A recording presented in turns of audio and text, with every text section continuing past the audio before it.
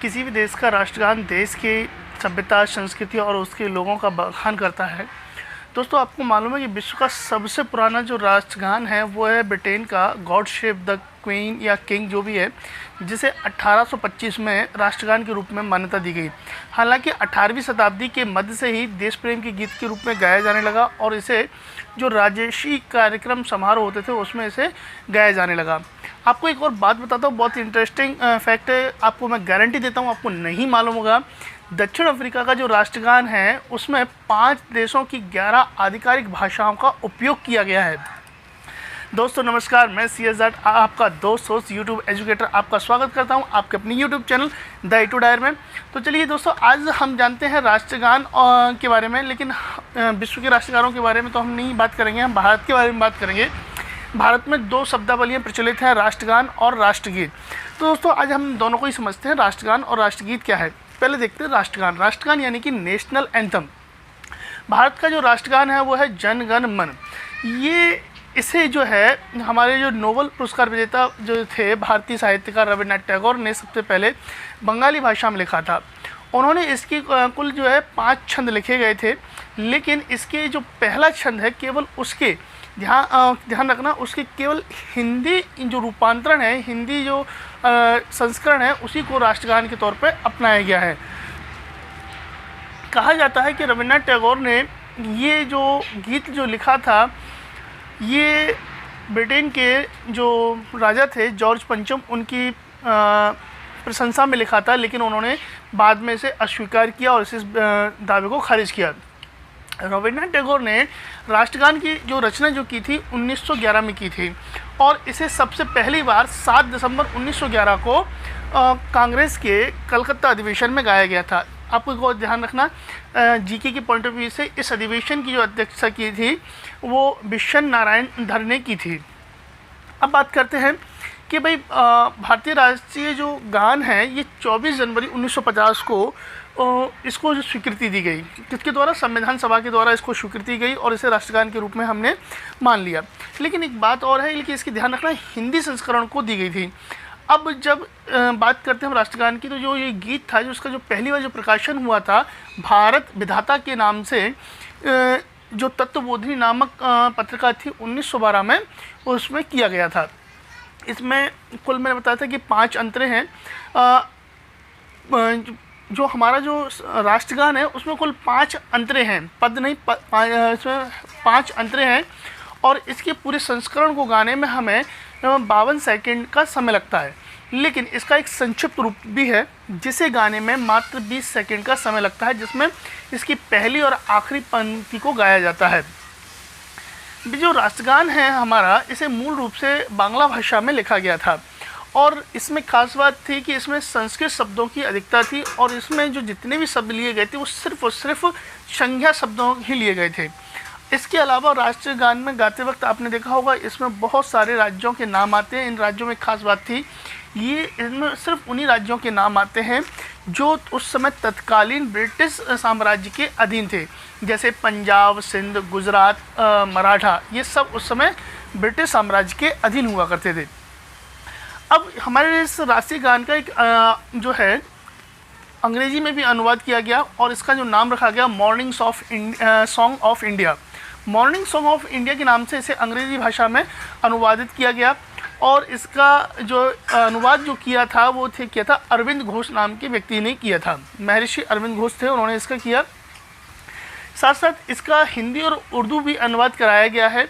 इसका जो हिंदी और उर्दू अनुवाद जो कराया था वो कराया था सुभाष बोस ने करवाया है और इसे करने वाले व्यक्ति का नाम था कैप्टन आविद अली। कैप्टन आविद अली ने इसका हिंदी और उर्दू अनुवाद किया। राष्ट्रगान के बारे में खास बात यह है कि एक और कि इसके जो बोल हैं, धुन हैं, स्वयं रविन्द्रनाथ टैगोर ने आंध्र प्रदेश में एक जगह है मदनापल्ली, वहाँ पर उन्होंने तैयार किए गए थे। और उससे भी रोचक बात है कि आज भी हम इसे उसी रूप में गाते हैं जो रविन्द्रनाथ टैगोर ने लिखे थे। अब जो इसके इंग्लिश ये अंग्रेजी जो अनुवाद है उसके जो म्यूजिकल नोट्स लिखे थे वो लिखे हैं बेसेंट थियोसॉफिकल सोसाइटी के प्रिंसिपल और कवि जेम्स एच कजिन्स की पत्नी मार्गरेट ने लिखे हैं। अब आपको एक और चीज़ अब जो है इसमें थोड़ा सा विवाद वाली बात आ जाती है कि कई बार राष्ट्रगान विवादित रहा। पहले इसमें जो सिंध शब्द था उसको हटा दिया गया और उसकी जगह अब सिंधु कर दिया गया। क्यों किया गया? क्योंकि सिंध अब जो है पाकिस्तान में चला गया। जब ये विरोध चल रहा था इसी दौरान 2005 में लोगों ने प्रदर्शन किया और कहा कि इसमें राष्ट्रगान से सिंध शब्द को हटा देना चाहिए और उसकी जगह कश्मीर लाया जाना चाहिए, लेकिन ऐसा नहीं किया गया। अब एक और चीज़ है, राष्ट्रगान को जो हम गाते हैं तो इसके लिए कुछ नियम बनाए गए हैं। उन नियमों को जरा हम देखते हैं कि जब कभी राष्ट्रगान कहीं बजाया जा रहा हो तो इसके प्रत्येक देश के नागरिक का ये कर्तव्य है कि वो अगर वो कहीं बैठा हुआ है तो उसे खड़ा हो जाना चाहिए उसी स्थान पर, और उससे अपेक्षा की जाती है कि वो उसे दोहराए भी। लेकिन हाँ, दोहराया जाना आवश्यक नहीं है, लेकिन राष्ट्रगान की जो हम मुद्रा होती है वो हमेशा सावधान की मुद्रा में गाया जाना चाहिए। लेकिन अब ऐसा ना करना, अगर आप खड़े नहीं होते हो तो ये राष्ट्रगान का अपमान है। लेकिन आप नहीं गाते हो तो कोई बात नहीं, लेकिन अगर आप खड़े नहीं होते हो तो ये इसका अपमान है, और इसकी राष्ट्रगान का अपमान करना या अवमानना करना एक दंडनीय अपराध है। अब इसके लिए कानून बनाया गया, prevention act of insult to the national honour act 1971। इसमें जो धारा 3 के मुताबिक अगर कोई व्यक्ति राष्ट्रगान में विघ्न डालता है या किसी को गाने से रोकता है या तो उसे अधिकतम 3 साल की सज़ा, जुर्माना या दोनों भी हो सकते हैं। इसलिए ध्यान रखिएगा, जब कभी भी राष्ट्रगान बज रहा हो तो आप उसके सावधान मुद्रा में खड़े हों और उसको सम्मान दें। आप अगर नहीं गाना चाहते कोई बात नहीं, मत गाइए, लेकिन कम से कम खड़े तो ज़रूर हो जाइए। अब हम देखते हैं राष्ट्रगीत यानी नेशनल सॉन्ग। नेशनल सॉन्ग जिसे हम वंदे मातरम कहते हैं, इसे भी संविधान सभा ने 24 जनवरी 1950 को राष्ट्रीय गीत का दर्जा दिया। और यह जो गीत था हमारी आज़ादी की जो स्वतंत्रता की लड़ाई थी उसका एक प्रेरणादायक बोल थे, और इसका सम्मान या इसका दर्जा भी राष्ट्रगान के बराबर है। अब राष्ट्रगीत कैसे जो बना उसकी ज़रा हम इसकी ये हिस्ट्री थोड़ी सी लंबी है, लंबी इन द सेंस बहुत इंटरेस्टिंग भी है। मैं आपको उसको बहुत कम शब्दों में इसको बताना चाहता हूँ। 1870 में अंग्रेज़ों ने गॉड सेव द क्वीन को गाया जाना हिंदुस्तान में अनिवार्य कर दिया। अब इसी समय अंग्रेज़ों के एक दफ्तर में एक व्यक्ति थे जिनका नाम था बंकिम चंद्र चट्टोपाध्याय। वो इस बात से थोड़े से आहत हुए, उनको ये अच्छा नहीं लगा, तो उन्होंने 1876 में इसके विकल्प के तौर पर एक संस्कृत और बांग्ला भाषा में मिश्रित करते हुए एक नया गीत लिखा जिसका उन्होंने शीर्षक दिया था वंदे मातरम। वंदे मातरम भारत का राष्ट्रीय गीत है। मैंने अभी बताया कि इसकी रचना 7 नवंबर 1876 को बंकिम चंद्र चट्टोपाध्याय ने की थी। बंगाल में एक जगह है कांतलपाड़ा, वहाँ पर इस गीत की रचना की गई थी और उन्होंने इसे संस्कृत और बांग्ला भाषा में मिश्रित करके लिखा। इसकी जो शुरुआत के 2 पद हैं वो संस्कृत भाषा में हैं और शेष पद जो हैं वो बांग्ला भाषा में हैं। फिर आगे चल के जब इनका एक उपन्यास था जिसका नाम है आनंद मठ, वो प्रकाशित हुआ 1882 में, तो ये गीत उस उपन्यास में शामिल कर दिया गया। आनंद मठ के बारे में थोड़ा सा बताते हैं। आनंद मठ उस समय ब्रिटिश हुकूमत और जमींदार अकाल से संबंधित समस्याओं से जो व्यक्ति वहाँ बंगाल में त्रस्त थे, उन्होंने एक विद्रोह किया था जिसे सन्यासी विद्रोह कहा जाता है, उस पर आधारित है आनंद मठ। तो सबसे पहले उसमें ये प्रकाशित हुआ। अब इस गीत को वर्ष पहली बार कांग्रेस के कलकत्ता अधिवेशन में गाया गया था और इसे जो पहली बार जो गाया था वो रविन्द्रनाथ टैगोर ने ही इसको गाया और उन्होंने इस का गायन अपने लिए जो है सौभाग्य बताया। अब इसके पीछे एक और कहानी है कि भाई शुरुआत में वंदे मातरम जो कि हमारी स्वतंत्रता का प्रेरणा स्रोत रहा, बंग भंग आंदोलन में ये राष्ट्रीय नारा बन गया था, तो आखिर इसको राष्ट्रगान क्यों नहीं बना पाए?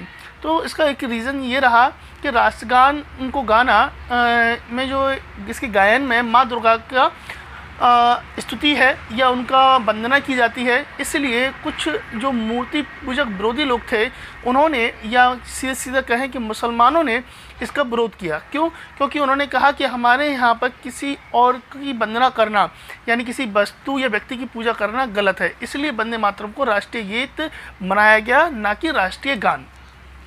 अब इस जो गीत है हमारा राष्ट्रीय गीत, इसको भी अनुवादित किया गया है। इसका जो अनुवादित किया गया है अंग्रेजी में, इसका जो अनुवाद किया था वो अरविंद घोष ने किया और इसका उर्दू में भी अनुवाद किया गया है, आरिफ मोहम्मद खान ने इसका किया। हमारे राष्ट्रीय गीत वंदे मातरम को 3 अलग अलग तरीक़ों से 3 अलग अलग गतियों से गाया जा सकता है, जबकि हमें पता है कि हमारा राष्ट्रगान सिर्फ और सिर्फ को गाने का एक ही तरीका है और एक ही उसकी गति है। आपको एक बात मैंने भी बताई थी कि राष्ट्रगान गीत जो है वो लिखा ज़रूर हमारा बंकिम चंद्र चट्टोपाध्याय ने था, लेकिन उसके जो सबसे पहले गाने वाले व्यक्ति कौन थे? रविन्द्रनाथ टैगोर, और उन्होंने इसी के बोल और धुन बनाई थी। अब इसमें खास बात बताता हूँ कि सबसे पहले अगर हम इसको बात करें कि जो आनंद मठ जो है उपन्यास है, उसमें यह गीत भावानंद नाम के एक सन्यासी द्वारा गाया जाता है।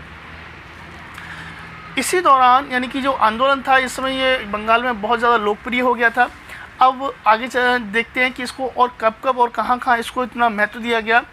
1901 में जो अधिवेशन हुआ था, एक और अन्य अधिवेशन हुआ, और तब इसे चरणदास नाम ने गाया था।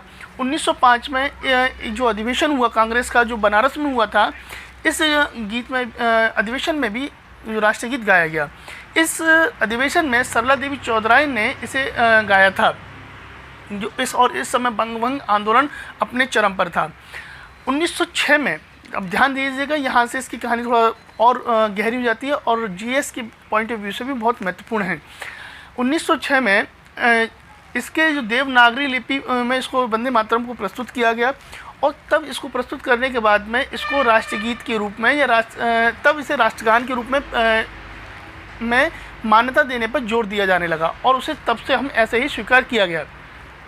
इसी के दौरान जब आज़ादी की हम लड़ाई लड़ रहे थे तो विशेष अवसरों पर वंदे मातरम गाया जाने लगा। साथ साथ लाला लाजपत राय ने लाहौर से एक जर्नल प्रकाशित किया था, जिसे उन्होंने वंदे मातरम नाम दिया था। अब एक और, भारत के बाहर भी वंदे मातरम में बहुत का प्रचार हुआ। 1907 में मैडम भिकाजी कामा ने जब जर्मनी के स्टार्ट गार्ड में तिरंगा फहराया तो उसके बीच में वंदे मातरम लिखा हुआ था। अब 1923 तक आते आते वंदे मातरम बहुत बड़ा स्लोगन बन चुका था, नारा बन चुका था, लेकिन मुस्लिम समुदाय को ये पसंद नहीं आ रहा था। वो अपनी आपत्ति पहले भी जता चुके थे। तो इस आपत्ति के आधार पर 1923 में पंडित जवाहरलाल नेहरू, सुभाष चंद्र बोस, मौलाना अब्दुल कलाम आज़ाद और आचार्य नरेंद्र देव, इन व्यक्तियों के नेतृत्व में एक समिति बनाई गई, और इन्होंने 28 अक्टूबर 1937 को अपनी रिपोर्ट दी कांग्रेस के कलकत्ता अधिवेशन में, और इस गीत को गाया जाने की अनिवार्यता से लोगों को मुक्त कर दिया, कि बोले कि इसको गीत को गाया जाना हर बार अनिवार्य नहीं है। और साथ साथ ही रविन्द्रनाथ टैगोर के मार्गदर्शन में इसके कुछ अंशों को, जो मूर्ति पूजा का ज़्यादा समर्थन करते थे, उनको हटा दिया गया और इनको संपादित करके राष्ट्रीय गीत के रूप में इसको अपना लिया गया। अब राष्ट्रीय गीत के बारे में आपको बहुत इंटरेस्टिंग फैक्ट बताने वाला हूँ, जो कि मैं कंफर्म हूँ कि आपको नहीं पता होगा। जब हमारा देश आज़ाद होने वाला था, बहुत ध्यान से सुनिएगा, जब हमारा देश आज़ाद होने वाला था, यानी कि 14 अगस्त 1947 की रात को जब बैठक हुई, यानी कि हम कहें कि आज़ादी के बाद में संविधान सभा की जो पहली बैठक हुई थी, उसके बैठक की शुरुआत वंदे मातरम से होती है और समापन जनगण मन के साथ हुआ था। जब 15 अगस्त 1947 को प्रातः 6:30 बजे आकाशवाणी की जब शुरुआत होती है, तो उसका जो गायन होता है, शुरुआत होती है आकाशवाणी की, वो वंदे मातरम से होती है। और इसे एक जो व्यक्ति थे, उनका नाम था पंडित ओमकार नाथ, उन्होंने अपने को शब्द दिए थे और इसका लाइव टेलीकास्ट यानी कि हुआ था। तो आज़ादी की जो पहली सुबह हुई थी वो वंदे मातरम के साथ हुई थी। ओमकार नाथ जी के बारे में बताइए कि उन्होंने ये गीत जो है स्टूडियो में खड़े होकर राष्ट्रगीत के सम्मान में खड़े होकर गाया था, और उन्होंने ऐसा जो किया वो सरदार वल्लभ भाई पटेल के कहने पर या उनके निर्देशन में किया। ओमकार नाथ जो ठाकुर हैं, उनका ये गीत आज भी रिकॉर्ड है। जो एक कंपनी है the gramophone company of India, उसकी जो रिकॉर्ड संख्या STC 04871002 में आज भी मौजूद है। 24 जनवरी 1950 को संविधान सभा ने ये निर्णय लिया कि इसको वंदे मातरम को भी राष्ट्रीय गीत के रूप में उल्लिखित करेंगे, और इसके जो पहले 2 जो अंतरे हैं उनको मान्यता दी जाएगी। जनगण मन के साथ में इसको भी दिया गया, और ये घोषणा हमारे जो है भारत के पहले राष्ट्रपति और संविधान सभा के अध्यक्ष डॉक्टर राजेंद्र प्रसाद ने की थी। अब इसको उसके सामने जो दर्जा तो मिल गया, आज भी आपको बताते हैं कि आकाशवाणी के जितने भी केंद्र हैं उनकी जो शुरुआत होती है वो वंदे मातरम गीत से ही होती है। क्योंकि साहित्य और साथ साथ कई साहित्यिक सांस्कृतिक समारोह जो किए जाते हैं इसमें इसका पूरा गायन किया जाता है। एक और बहुत ही इंटरेस्टिंग फैक्ट, हमारे देश में जो दूरदर्शन की शुरुआत हुई थी 15 दिसंबर 1959 को, उसमें जो सबसे पहले जो चीज़ जो प्रसारित हुई थी सुबह सुबह वो हुई थी वंदे मातरम गीत, और बहुत समय तक इसका प्रसारण शुरुआत में वंदे मातरम के साथ में किया जाने लगा। अब एक अफवाह उड़ी थी कुछ समय पहले कि यूनेस्को ने जनगण मन को विश्व के टॉप 10 जो है गीतों में सबसे बेस्ट नेशनल सॉन्ग एंथम जो है घोषित किया है, लेकिन यूनेस्को ने बाद में इसे खारिज कर दिया और कहा कि हम ऐसा कुछ नहीं कराते। लेकिन वर्ष 2003 में बीबीसी द्वारा वर्ल्ड सर्विस द्वारा एक सर्वे कराया गया था और उस समय के मशहूर गीतों को उसमें रखा गया और लगभग इसमें 7000 गीतों को शामिल किया गया था। और इसमें लगभग उस समय 155 देशों के लोगों ने इसमें मतदान किया, भाग किया, और इन टॉप 10 गीतों में जो वंदे मातरम था वो सेकंड पोजीशन पे था। दोस्तों ध्यान रखना है वो कितने में था, सेकंड में। और जब मैंने बताया कि 1906 में वंदे मातरम को राष्ट्रगीत के रूप में, पहले राष्ट्रगान के रूप में हमने अपनाया था, बाद में से राष्ट्रगीत कहा जाने लगा। 1906 में इसको अपनाया था, तो 2005 में इसके 100 साल पूरे होने के उपलक्ष्य में पूरे 1 साल का आयोजन किया गया।